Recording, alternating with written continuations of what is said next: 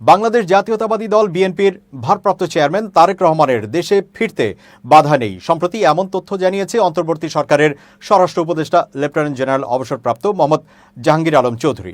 লন্ডনে প্রধান উপদেষ্টা ডক্টর মোহাম্মদ ইউনূসের সঙ্গে তারেক রহমানের একান্ত বৈঠকও হয়েছে। এরপর থেকে বিএনপি নেতাকর্মী সহ সবার আগ্রহ কবে দেশে ফিরছেন তারেক রহমান।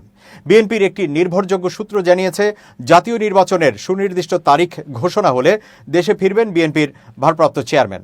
দেশে ফিরে মা খালেদা জিয়ার গুলশানের নিজ বাড়িতে থাকবেন বিএনপির ভারপ্রাপ্ত চেয়ারম্যান তারেক রহমান।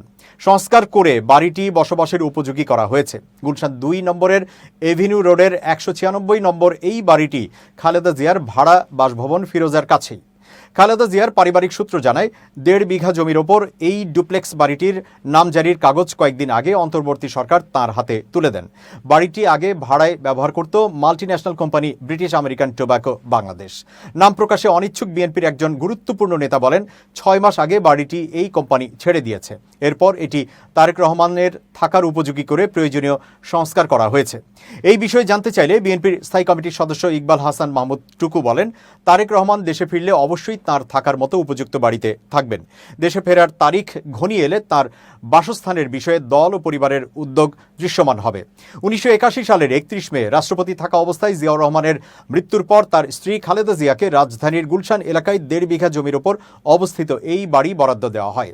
এর বাইরে ঢাকা সেনানিবাসের ভেতরও আরেকটি বাড়ি খালেদা জিয়াকে বরাদ্দ দেওয়া হয়েছিল। তবে বিগত আওয়ামী লীগ সরকার সেনানিবাসের বাড়িটির বরাদ্দ অন্যায়ভাবে বাতিল করে।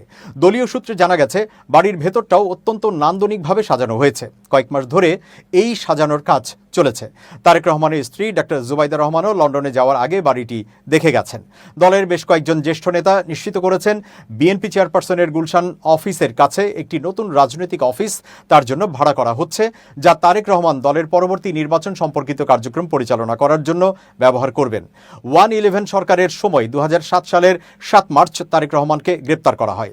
পরের বছর ২০০৮ সালের ৩ সেপ্টেম্বর জামিনে মুক্তি পেয়ে ১১ই সেপ্টেম্বর চিকিৎসার জন্য সপরিবারে লন্ডন যান তিনি।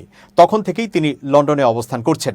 লন্ডনে থাকাকালে ২০১৮ সালের ৮ ফেব্রুয়ারি বিএনপির চেয়ারপারসন খালেদা জিয়া দুদকের মামলায় সাজাপ্রাপ্ত হয়ে কারাগারে যাওয়ার পর দলের গঠনতন্ত্র অনুযায়ী ভারপ্রাপ্ত চেয়ারম্যানের দায়িত্ব নেন senior vice chairman Tarique Rahman.